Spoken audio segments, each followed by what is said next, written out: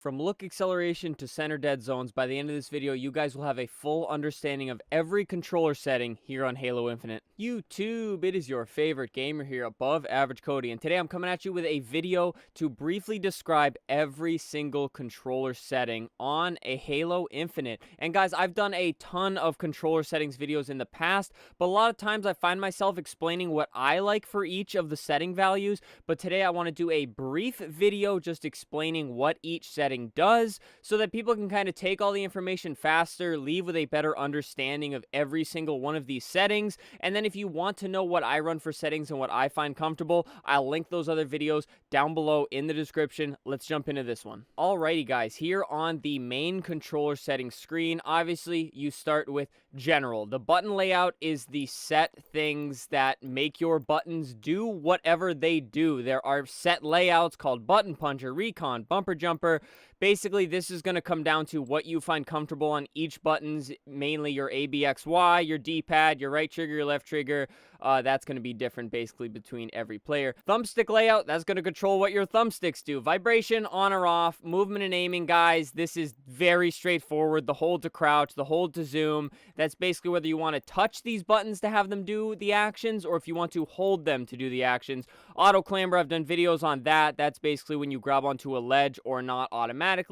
The step jump, set whether to reduce the height of the jump. So basically, a lower ledge, you won't jump as high to clear the ledge. Now, the meat and potatoes, what we're looking at here, sensitivity and acceleration, guys. The look sensitivity horizontal and the look sensitivity vertical, very straightforward. That is the speed at which your horizontal axis or your vertical axis will move when you are in game moving your right stick. Obviously, the higher value, the faster it will move. The lower value, the slower it will move. Look acceleration is a complicated one that a lot of people do not understand. This is a value that affects how quickly you hit the max turn speed. On games like Halo, it's not always one true speed. It starts slow and then goes fast. With a higher value on the look acceleration, guys, you minimize that window of the slow turn. So like Call of Duty, where there is just one consistent value of looking around, you want the higher setting, which is 5 is the highest you can go,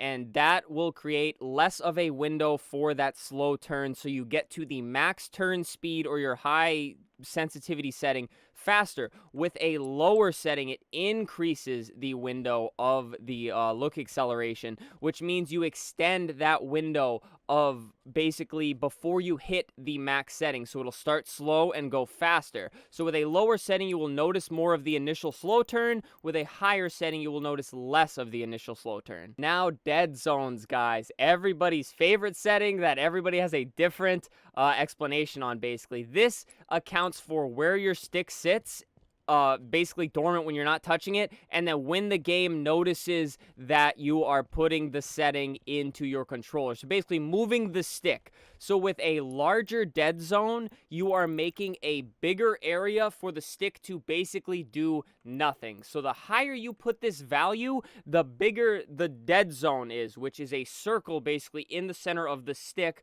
where the game's not picking up any movement. As far as the game is concerned, you are not moving that stick if it is within the dead zone. With a lower value, you are making the dead zone smaller. That's why sometimes you'll notice if you go right to 0, there is no dead zone. So if your stick is not perfectly locked and dialed in, a brand new controller, you'll get what's called stick drift. I believe I even have some stick drift if I rest my stick a certain way, like that right there.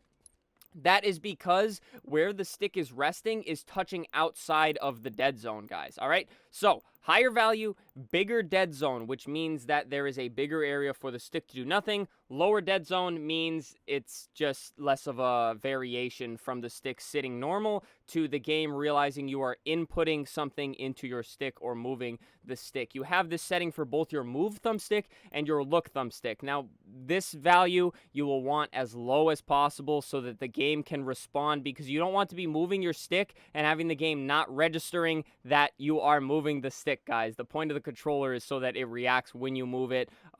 Basically, that's why it's called a dead zone, because if the stick is moving within the dead zone, it's not doing anything. It's dead. It's dead movement. Okay, guys, now we're on to max input threshold. This covers how far away the stick is from the edge of the locked in area before it is registering that you are completely full-blown, like, pushing it. Basically, the best way to explain this, guys, is halfway moving the stick. You would think that'd be half speed, right?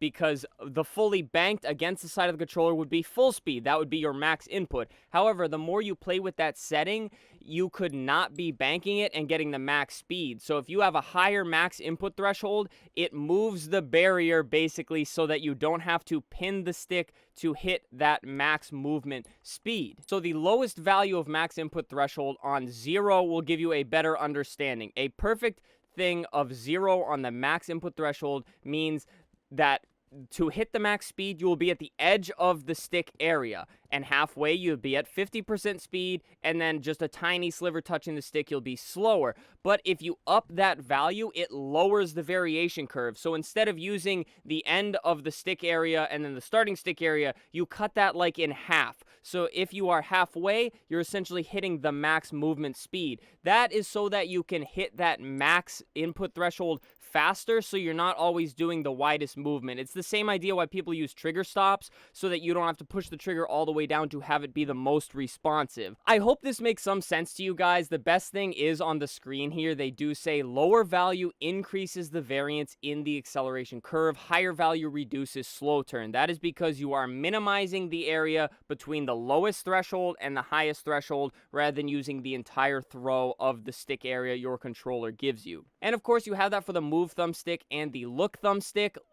Aiming is much more touchy than movement, so you're going to have to probably put them on different settings unless you just enjoy having both sticks feel exactly the same. Then you don't have to put as much thought into that. Now, the axial dead zone covers the diagonal dead zone areas. So the center dead zone covers your up, down, your left, and your right. The axial dead zone will cover your diagonals, so your top right, your top left, your bottom right, and your bottom left areas. Same exact thing we described. Anytime you see dead zone, guys, it's basically talking about that area within the stick where the stick is not doing anything, no matter how much you move it. And of course, you have it for the move thumbstick and then the look thumbstick. Now, guys, we will jump back up here. I wanted to jump over these because these are very straightforward. The zoom level, this is specific to Halo Infinite. This is each of your scopes. So the 1.4, the 2.5, the 3, the 5, the 6, and the 10. I know for a fact the 10 is obviously the sniper rifle, so is the 5 because you have the 2 zoom levels. Basically, you just select whichever one you want and you can adjust the sensitivity. So say you pick up the sniper rifle with the base 5 times scope and you feel like it's a little too fast, you would drop it a little bit. But personally, I recommend leaving these on default because generally it is a multiplier type deal. So if you leave these all the same, it will be easier with the muscle memory going from scope to scope. And now, guys, down here on the on foot section in the controller settings, you will see you have all of these different basically buttons. This is basically so that if you can't find a button layout that you actually like, these are just set default layouts where they're preset, everything's locked in already. But if you do custom, you can actually set all of the buttons to whatever you want. This works really good if maybe you put, say, the ABXY buttons on paddles, which is personally what I do, and then you could use the ABXY for other things and you can rehotkey it. I'm set on custom actually for one simple reason, and that is because the drop weapon button I actually hotkeyed to left on my D-pad, which that's not in any of the presets, so that automatically slides you down to a custom setting. But you can literally change anything, guys. If you want to shoot with your down on the D-pad, you can even do that. You would basically just go down to the wherever the fire weapon is, and you click on it and you click the button that you want that button keyed to, and that will change it so that you can fire your weapon with down on the D-pad, which I would not recommend. But maybe you play with the controller upside down or something, you find that easy. I don't know, guys. And then again, all the D-pad settings are down here. Your grenade buttons, what buttons you want to switch grenades.